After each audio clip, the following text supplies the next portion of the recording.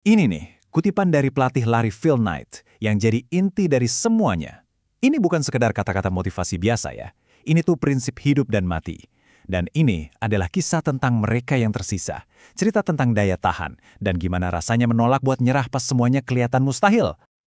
Oke, kali ini kita bakal bedah Shoe Dog, memoarnya Phil Knight yang ngebongkar habis asal-usul Nike.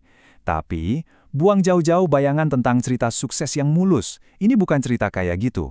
Ini cerita tentang permulaan yang super kacau, perjuangan yang gak ada habisnya, dan sebuah keyakinan yang, jujur aja, dianggap gila sama banyak orang. Nah, ini dia nih jagoan kita, Phil Knight. Tapi jangan bayangin dia sebagai miliarder kayak sekarang. Coba deh kita mundur ke tahun 1962. Dia itu cuma anak baru lulus yang canggung, masih tinggal sama orang tuanya dan bener-bener nggak tahu mau ngapain sama hidupnya. Dia nggak mau cuma kerja kantoran biasa. Dia pengen nemuin cara buat terus bermain, buat mengubah hobinya lari jadi sesuatu yang berarti. Semua cerita hebat itu kan mulainya dari satu percikan kecil ya. Nah buat Phil Knight, percikan itu adalah sebuah ide.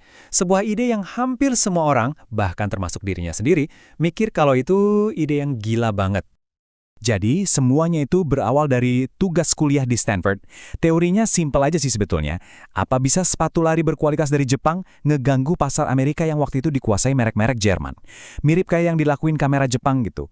Ide ini nih yang terus kepikiran sama dia. Jadi obsesi. Terlalu simpel, tapi rasanya terlalu gede juga buat diabaikan. Terus, apa yang dia lakuin? Modal nekat dan duit pinjaman dari ayahnya, dia terbang ke Jepang dan langsung datang ke kantor pusat Onitsuka Tiger. Tanpa punya perusahaan, tanpa pengalaman sama sekali, cuma modal keyakinan buta. Dan pas para eksekutif di sana nanya dia mewakili siapa, di momen genting itu, dia ngarang nama perusahaan saat itu juga, dan entah gimana ya, kebohongan super nekat itu berhasil. Dan cuma dengan satu kalimat itu, boom, Blue Ribbon Sports lahir.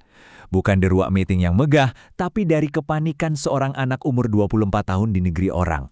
Sebuah perusahaan yang fondasinya dibangun di atas kebohongan yang gila banget sih. Dapat deal itu ternyata baru permulaan doang. Kemenangan kecil di awal itu cepat banget berubah jadi perang panjang selama bertahun-tahun. Ngelawan supplier mereka sendiri, si Onitsuka Tiger. Nah, di sini nih masalah utamanya. Blue Ribbon itu hidup dengan filosofi tumbul atau mati. Pokoknya setiap sen keuntungan yang didapat langsung diputerin lagi buat pesen sepatu lebih banyak. Tapi di sisi lain Onitsuka punya rencana yang beda banget. Mereka pengen Blue Ribbon tetap jadi pemain kecil, gampang dikontrol, dan ujung-ujungnya mereka mau gantiin Blue Ribbon. Terus tim yang dia kumpulin gimana? Wah, ini jauh banget dari gambaran eksekutif kantoran yang kaku. Mereka itu sekumpulan orang-orang unik yang nyambung karena sama-sama cinta lari. Ada Bill Bowerman, pelatih legendaris yang hobinya ngebongkar sepatu di garasi. Ada Jeff Johnson, karyawan pertama yang super aneh, tapi bisa ngebangun fans fanatik lewat ribuan surat. Terus ada Bob Woodell, yang dari kursi rodanya justru jadi jantung operasi perusahaan dengan semangat yang luar biasa. Puncaknya itu kejadian pas lagi meeting yang tegang banget. Pas suppliernya lagi keluar ruangan sebentar, Knight, karena udah punya firasat nggak enak, ngelakuin hal nekat, dia ngambil satu map dari tas mereka. Dan isinya bener-bener jadi mimpi buruk yang jadi kenyataan. Onitsuka lagi nyiapin rencana buat nyingkirin dia. Pengkhianatan itu harusnya sih jadi akhir dari cerita mereka ya. Tapi anehnya itu malah jadi momen pembebasan. Mereka nggak lagi terikat sama Onitsuka. Mereka dipaksa, suka nggak suka, buat menciptakan identitas mereka sendiri dari nol. Jadi situasinya gini, mereka udah punya sepatu baru hasil rancangan Bowerman. Tapi mereka nggak punya nama. Sama sekali, kosong. Dan mereka cuma punya waktu beberapa hari sebelum iklan pertama harus naik cetak. Coba bayangin, sepanik apa mereka. Nama-nama yang diusulin jujur aja aneh-aneh banget. Dimension 6 itu nama favoritnya Phil Knight. Bisa bayangin nggak, sepatu Dimension 6. Tapi di menit-menit terakhir, Jeff Johnson telepon. Dia bilang dapat nama dari mimpi. Nike, Dewi kemenangan dari Yunani. Awalnya Phil Knight benci banget sama nama itu. Tapi waktu udah mepet, dengan terpaksa dia bilang, oke deh, kita pakai Nike. Oke, punya merek baru? Kayaknya masalah terbesar udah lewat dong. Ternyata belum. Pertarungan mereka baru aja mulai lagi. Dan kali ini lawannya bukan supplier dari Jepang, tapi pemerintah mereka sendiri, pemerintah Amerika Serikat. Ini tuh kayak pukulan combo yang bikin mereka nyaris KO. Pertama, Bank of California, yang udah capek sama kondisi keuangan mereka yang mepet terus, tiba-tiba mutusin semua pinjaman. Dan pas mereka lagi megap-megap nyari napas, datang pukulan kedua. Pukulan yang bisa langsung mematikan. Ini dia angkanya, yang mereka lihat di surat dari Bea Cukai Amerika. 25 juta dolar. Tagihan bea masuk yang dihitung mundur, yang nilainya hampir sama kayak seluruh pendapatan mereka setahun, itu sama aja kayak surat hukuman mati buat perusahaan. Belum selesai, datang telepon dari bankir mereka. Gara-gara masalah rekening giro, pihak bank udah laporin mereka ke FBI. Krisis keuangan mereka sekarang resmi jadi ancaman kasus pidana. Di titik ini, perusahaan benar-benar udah di ujung tanduk, siap-siap hancur. Dalam kondisi super panik, Knight datang ke mitra dagang mereka dari Jepang, Nissho, dan dia ceritain semuanya. Tanpa banyak mikir, Tuan Ito dari Nissho nemenin dia langsung ke Bank of California.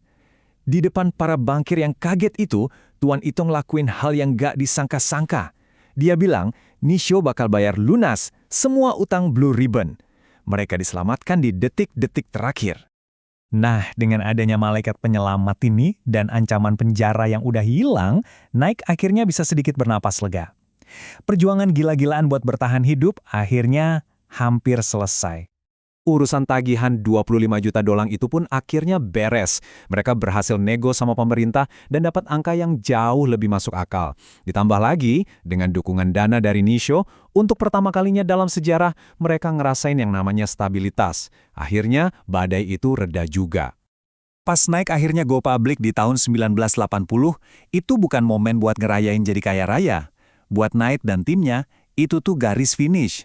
Momen di mana mereka akhirnya bisa berhenti lari sekencang-kencangnya cuma buat bertahan hidup. Untuk pertama kalinya, mereka punya cukup uang di bank. Akhirnya, mereka selamat. Dan pada akhirnya ya, ini dia inti dari cerita Shoe Dog. Buat Phil Knight dan timnya yang aneh itu, ini nggak pernah cuma soal jualan sepatu. Ini tentang percaya sama ide gila, tentang tim yang udah kayak keluarga, dan tentang misi bareng buat nyiptain sesuatu yang baru di dunia ini. Kisah Shoe Dog ini ninggalin kita dengan satu pertanyaan penting. Perjalanan Phil Knight itu nggak dimulai dengan rencana bisnis yang matang, tapi dari sebuah ide gila dan sikap keras kepala buat nggak mau berhenti. Jadi pertanyaannya buat kita semua, kalau kita nggak takut gagal, ide gila apa sih yang bakal kita mulai?